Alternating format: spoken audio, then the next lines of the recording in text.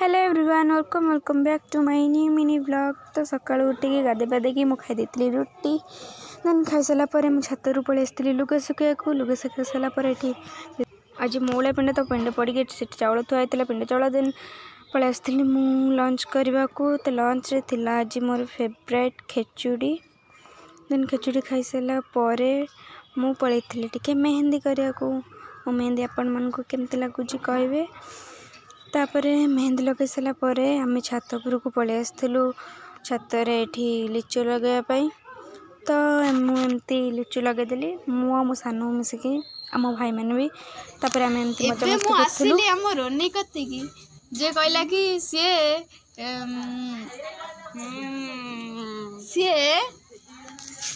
सी मो चैनल रही सब्सक्राइबर अधिक हे। सन्धारे जेहेतु आम बाबा कार्तिक पूजा मीटिंग बसते भिडियो आप लगे।